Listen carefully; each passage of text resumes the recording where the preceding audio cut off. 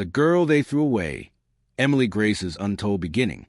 When you meet Emily Grace today, a confident, graceful woman in a tailored suit, speaking passionately at global charity events, you'd never guess how her story began.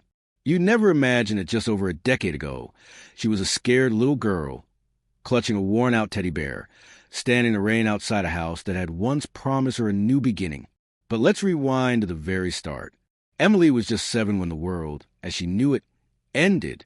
Her parents died in a tragic car crash on a winter evening on their way home from picking up her birthday cake. 1 second, she was blowing out candles in her imagination. The next, sirens, strangers, and silence. With no siblings and no close family, Emily was placed in the care of a wealthy, distant uncle and aunt, people she'd never met, but who lived in a large house on the hill. Everyone in town knew the Thompsons.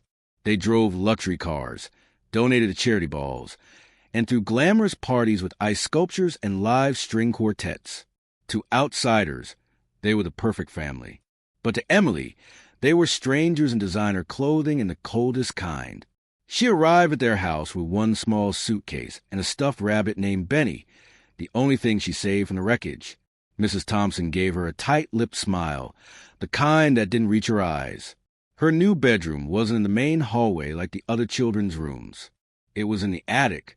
No carpet, one small window, and a flickering bulb that buzzed when the wind blew.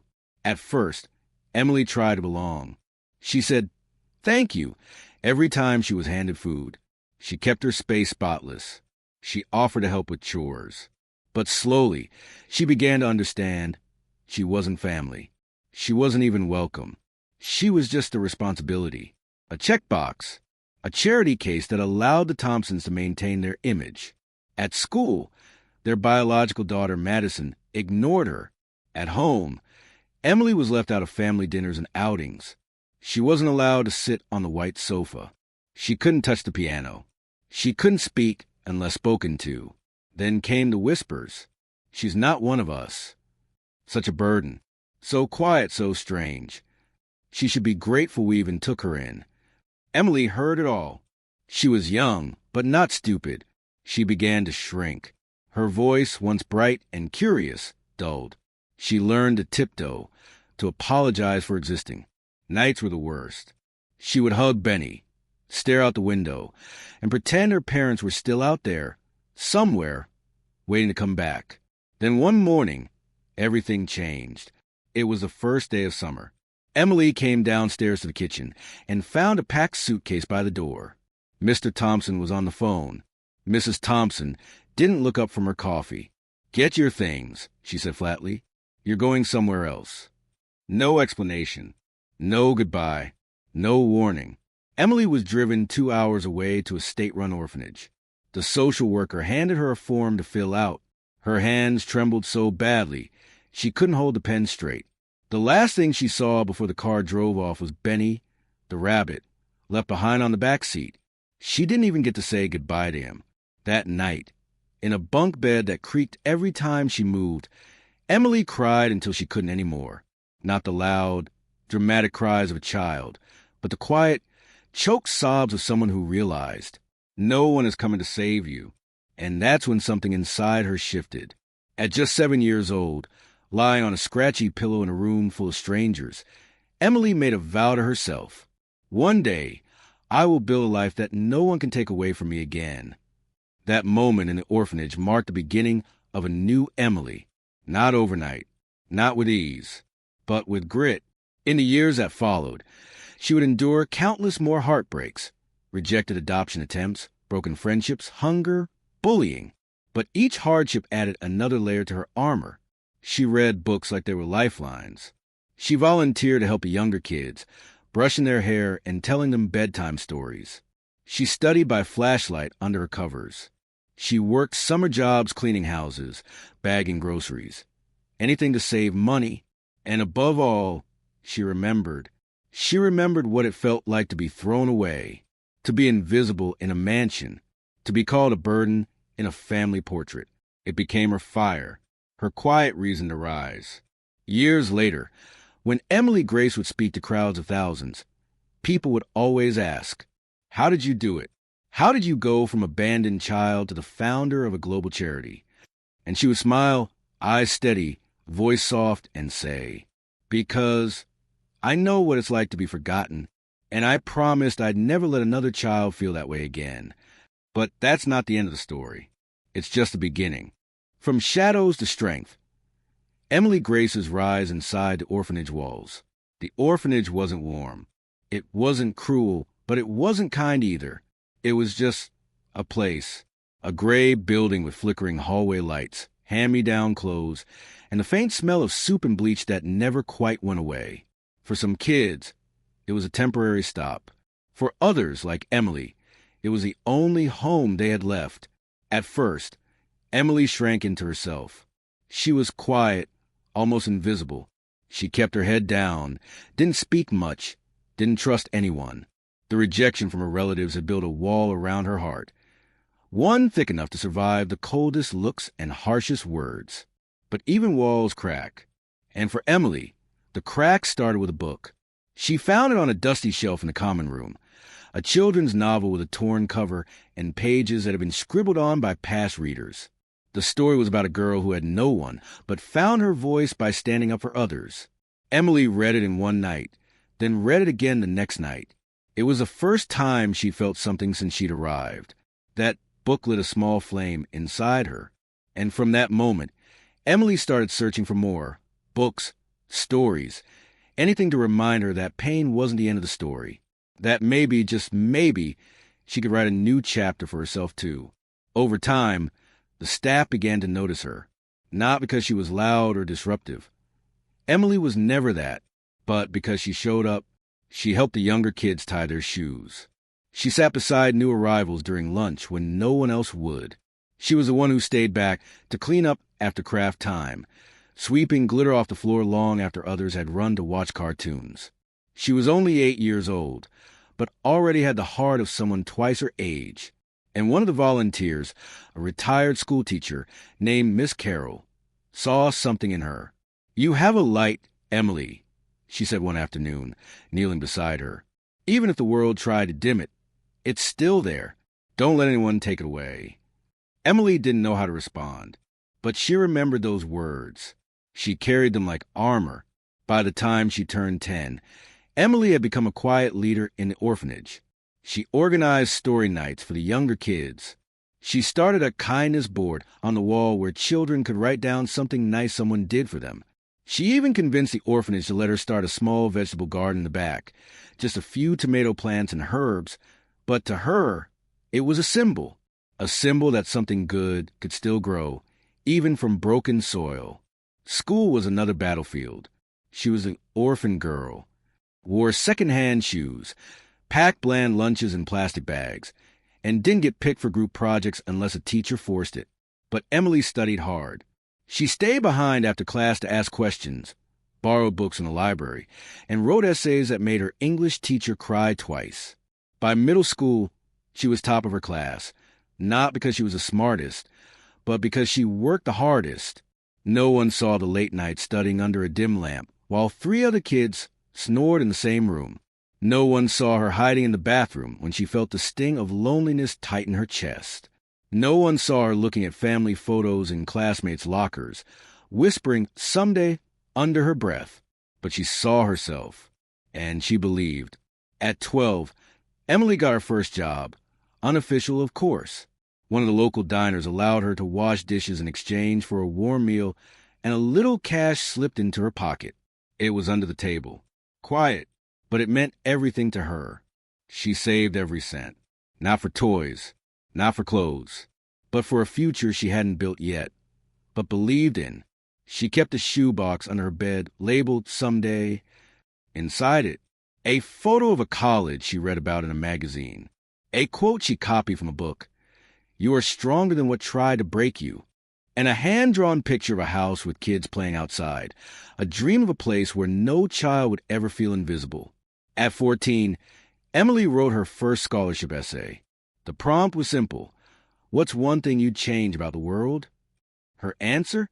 I'd build homes where every child feels seen, where no one's silence goes unnoticed, where love isn't earned, it's given freely, because I know what it feels like to live without it, and I don't want anyone else to feel that way ever again. She didn't win that contest, but she kept writing, kept hoping, kept showing up. The years passed, and while other teens were chasing popularity or parties, Emily was chasing purpose. By 16, she was volunteering at a local food bank. By 17, she was giving speeches at school assemblies about resilience, kindness, and what it means to choose to be better than the pain you've known. People began to notice her not for her story, but for what she was becoming. Not a victim, not a statistic, but a visionary, a young woman who had every reason to give up, but never did. Emily's time at the orphanage didn't break her. It shaped her. It built her into someone who could rise in the face of silence, shine in the darkness, and lead without ever needing a spotlight, because she knew the best kind of power doesn't come from titles. It comes from purpose. And Emily Grace was just getting started. 10 years later, the rise of Emily Grace, from orphan to city icon. 10 years can change everything. 10 years ago, Emily Grace stood behind rusted gates of a crowded orphanage, holding a tattered notebook and a pocket full of dreams no one believed in but her. She had no family, no money, and no roadmap.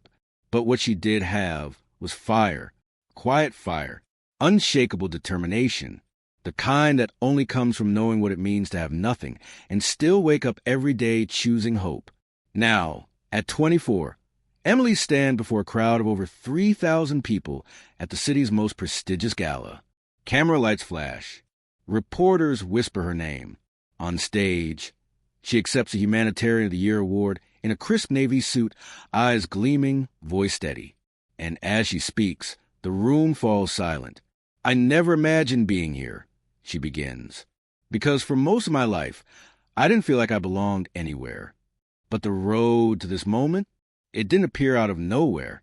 It was carved day by day, step by step, with grit, sacrifice, and relentless love for people who reminded her of herself. After aging out of the foster system at 18, Emily didn't get a celebration or a check like some imagined. What she got was a suitcase, a firm handshake, and a list of shelters. But Emily had planned for this moment. She'd saved every dollar from part-time jobs and secured a scholarship to a small but respected community college, majoring in social work. Her first apartment was a one-room space above a laundromat. The heater barely worked in winter. Some nights, she studied wrapped in 2 blankets and fingerless gloves. But still, she didn't complain. Not once.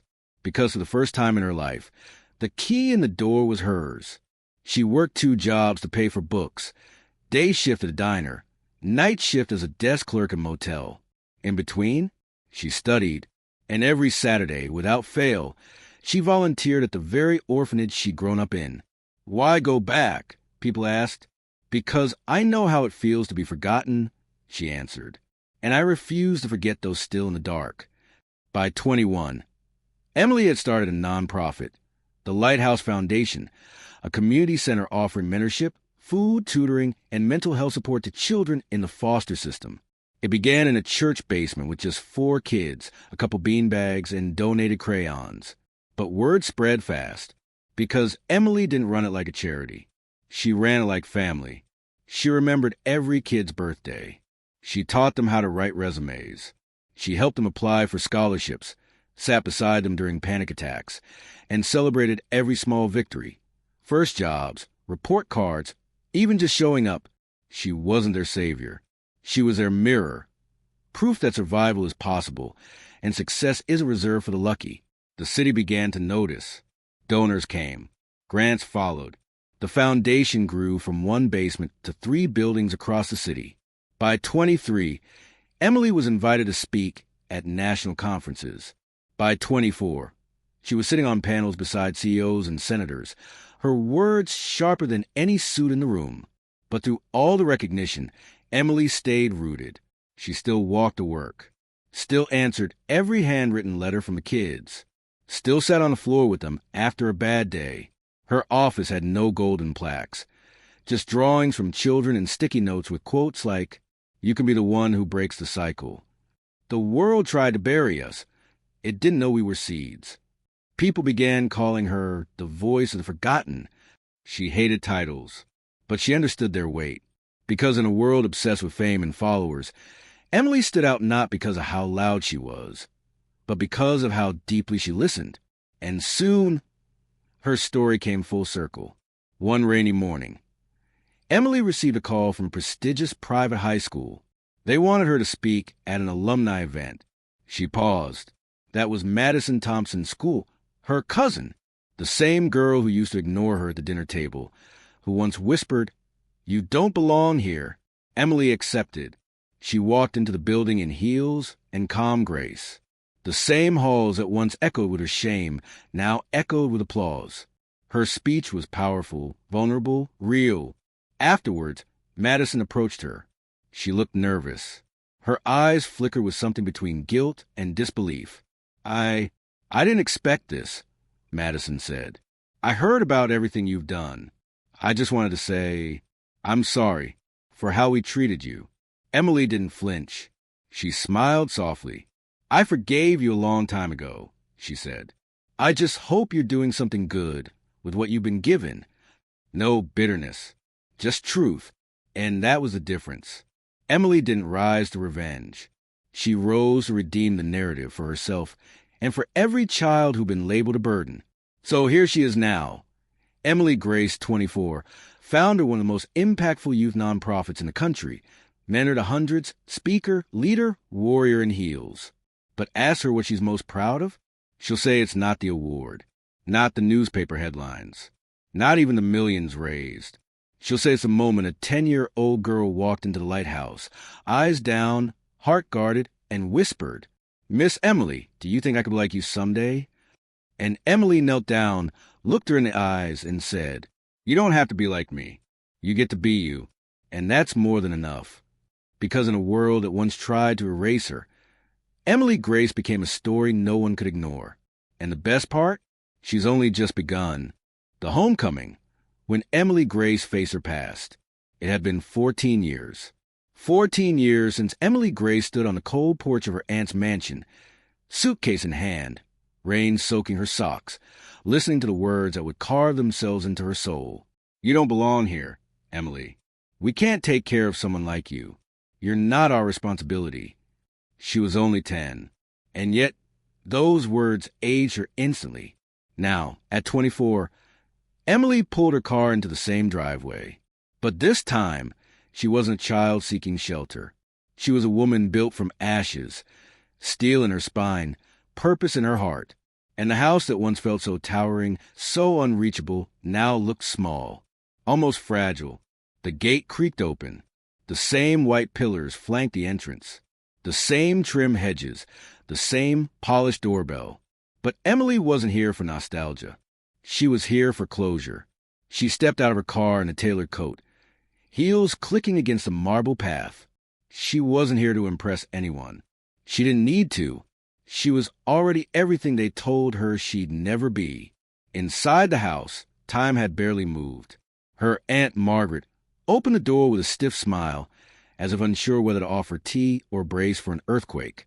"Well," she said, voice tight, "look who's back." Emily didn't flinch. "Hello, Aunt Margaret." Behind her stood Uncle Thomas, hands in his pockets, clearly uncomfortable. And further back, leaning against the staircase, was Madison, her cousin, arms folded, eyes scanning Emily like she was trying to solve a puzzle she couldn't quite believe existed. No one moved. So Emily did. She stepped in, each footstep a quiet declaration. "I am not here to beg. I am not here to hurt.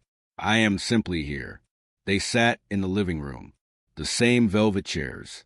The same porcelain lamp. Even the same bowl of stale mints on the coffee table. Margaret finally broke the silence. "So what brings you back? After all these years?" Emily gave a gentle smile. "I got a letter," she said, "from your lawyer. Apparently, Grandpa's will included a clause that I should be informed of his passing." Margaret shifted in her seat. "Yes, well, it was his decision. He always had a soft spot for you, I suppose." Emily nodded. "He was the only one who ever called me family." Thomas cleared his throat. "Emily, listen, we were young. We didn't know how to handle." "What?" Emily interrupted. her voice still calm. A 10-year-old who just lost her parents? The room tensed. No, she said, softer now. You knew exactly how to handle it. You handled it by shutting the door. Silence. Emily didn't come to throw blame. She came for the truth.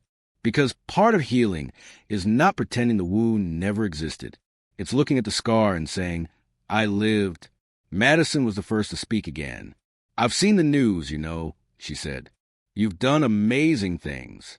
The foundation, the awards, the interviews. People adore you. Emily turned to her. And what do you think, Madison? Madison hesitated. Her voice cracked a little. I think I was awful to you. I'm sorry. We all were. Emily looked into her eyes. For a brief moment, she saw the cousin she used to pray would one day play with her. The girl who once had everything, but lacked the courage to show kindness. I appreciate that, Emily said honestly. But I didn't come back for apologies. I came to tell you something. They all leaned in slightly, unsure. Emily continued. I bought the old community center on Elm Street. I'm turning it into a shelter for youth who've aged out of the foster system. It'll have dorms, a learning center, therapy rooms, and most importantly, people who care. Thomas blinked. Wait, that's right down the street from here. Emily nodded. Exactly. I want every child in the city to know that their worth isn't based on where they came from, but where they're going. She stood up, smoothing her coat. I spent years wondering why my own family turned me away. I cried over it, broke over it, built myself up again because of it. And now, I thank you. Margaret stiffened. You thank us. Emily smiled. Yes, because your silence taught me how to find my voice. Your rejection taught me how to build belonging for others. You may have closed the door, but you forced me to become the kind of person who would never close one on anyone. There it was, the full circle moment. Not revenge, not bitterness, just truth, standing tall in heels and grace. As Emily walked toward the door, Madison followed her. Emily, wait. Emily turned. I want to help, Madison said. At the center. I don't know where to begin, but I want to do something that matters too. Emily studied her, then handed her a business card. Show up on Monday. We start painting the dorms. Madison nodded, tears in her eyes. Thank you. Don't thank me, Emily replied. Just show up. That's how it starts. Outside, the sun had broken through the gray sky. The same porch that once held a little girl sobbing in the rain now held a woman in control of her own story. Emily looked up at the sky, breathed deeply, and walked to her car. She wasn't just driving away from the house. She was driving towards something greater, a life of purpose, a cycle broken, a legacy born not from privilege, but from perseverance. Because in the end, Emily Grace didn't need their validation. She had something far more powerful. She had peace. Legacy of light. Emily Grace's message to the broken. The air inside the new Grace Haven Center was thick with laughter, the kind that echoed from deep, long-forgotten places in Seoul. Paintings lined the newly finished walls. Bright colors, made by children who once believed the world had no room for them. Now their art told a different story. You belong. You matter. You're home. Standing in the middle of it all was Emily Grace. The grand opening was everything she had dreamed of. Dozens of volunteers. Foster youth reunited. City officials shaking hands. Reporters asking for interviews. But in the center of the whirlwind, Emily stood still. Her heart, however, was moving in a million directions. Later that night, as the crowd thinned and the sun melted into golden dusk, Emily stepped onto the small stage set up at the back of the center's garden. She didn't need a microphone. People quieted when she spoke. Not because she was loud, but because her words always carried weight. 14 years ago, she began, I stood alone on a front porch with nothing but a broken suitcase and a heart full of questions. I thought the worst part of being abandoned was being unwanted. She paused. Eyes glistened across the crowd. But I was wrong. The worst part wasn't being unwanted. The worst part was believing that I deserved it. Murmurs. Heads lowered. Some clutched tissues. Emily's voice remained steady. It took me years to unlearn that lie. Years of anger, years of therapy, years of pretending I was strong when I was actually just surviving. She looked out at the sea of faces, many of them young, some barely old enough to understand, others carrying the same quiet trauma in their eyes that she once did. I'm not standing here because I figured everything out. I'm standing here because I kept going. Because someone believed in me when I couldn't believe in myself. Because pain taught me empathy. Because rejection taught me resilience. And because brokenness taught me how to build. The center erupted in applause. But Emily wasn't done. She took a breath and leaned forward, voice soft now, almost like she was speaking to each individual one-on-one. If you're here today and you've ever felt like you weren't enough, like you were disposable, forgettable, invisible, this place is for you. Grace Haven is not just a shelter. It's not a program. It's a promise. She smiled. A promise that your story matters, that your pain isn't wasted, and that your life is not defined by who walked away, but by how you rise. That night, after the lights dimmed and most had gone home, Emily sat under the oak tree in the back courtyard, the same one she planted 2 years ago when construction began. She ran her hand over its bark and thought about how things grow. Not overnight, not without struggle, but they grow, just like she had, just like they could. The following weeks, Emily became a quiet force in the lives of hundreds. She held hands during panic attacks. She read bedtime stories to teens who hadn't been read to in a decade. She wrote handwritten letters to those who aged out and had no one to call. She spoke at schools, town halls, and even prisons, not as a CEO, but as a survivor. One day, during a workshop, a shy 16-year-old girl named Layla raised her hand. Her voice trembled. "Miss Emily, do you ever still feel angry at the people who gave up on you?" The room stilled. Emily paused, choosing her words with the same care she had once needed herself. "Yes," she said, "sometimes. But then I remember something important. Forgiveness isn't saying what they did was okay. It's saying they don't get to control how I live anymore." Layla blinked. Slowly, she nodded. That moment, just like the hundreds of others before and after, was why Emily built Grace Haven. Because healing isn't a one-time speech. It's in the daily choosing. Choosing love over fear. Choosing hope over bitterness. Choosing to stay when it would be easier to run. 3 months later, a former volunteer shared a video of Emily's opening speech on social media. It went viral. Millions of views, thousands of comments. Stories poured in from across the country. Survivors of abandonment, foster youth, adults who had carried silent shame for decades. People who had never met Emily, but felt like they knew her. She had given them a language for their pain. And more importantly, a path out of it. News outlets called her the orphan who built a family. Young people called her Miss E. To others, she was simply hope. But to Emily Grace, titles didn't matter. What mattered were the 9-year-old boys who didn't have to sleep in shelters that reeked of despair. The teenage girls who didn't sell themselves for survival. The kids who walked through her center's doors and saw art, music, books, and soft pillows, and finally believed they were worth softness.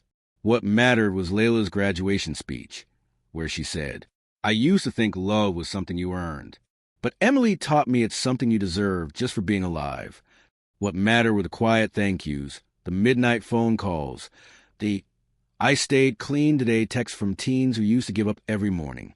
Years later, when asked in an interview what her biggest lesson was, Emily answered without hesitation, that broken things can still be beautiful, that scars don't mean the story is over, and that sometimes the people who've been through the most pain are the ones who shine the brightest.